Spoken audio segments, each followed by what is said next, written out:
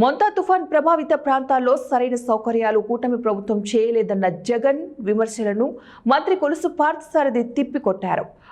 October 29న వచ్చిన మొంతా తుఫాన్ ప్రభావం రైతులపై ప్రజలపై ఎక్కువగా పడకుండా ఉండేలాగా హెచ్చరికలు జారీ చేసిన 72 గంటల ముందు నుంచి తుఫాను ప్రభావం ముగిసిన 48 గంటల తర్వాతి వరకు స్థానిక నేతలు, అన్ని శాఖల అధికారులు, జిల్లా కలెక్టర్లు ప్రజలతో మమేకమై ఉన్నామని మంత్రి గుర్తు చేశారు. తుఫాన్ వల్ల కూలిన చెట్లు, విద్యుత్ స్తంభాల గురించి పూర్తి సమాచారాన్ని సేకరించి 24 గంటల్లో విద్యుత్ స్తంభాలను పునరుద్ధరించామని ఆయన పేర్కొన్నారు. తుఫాను వెలిసిపోయిన వారం రోజుల తర్వాత ఇప్పుడు బట్టలు దులుపుకొని బయటకు వచ్చి గురువింద గింజలు కూటమి ప్రభుత్వంపై ఆరోపణలు చేయడం జగన్ కు తగదని మంత్రి హెచ్చరించారు.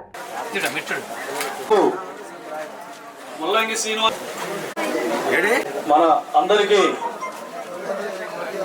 మినిస్టర్ గారు ఎప్పుడు అండదండగా ఉంటారని చెప్పి, అలాగే ఎంపీపీ గారు కూడా సహకరించాలని చెప్పి కోరుకుంటూ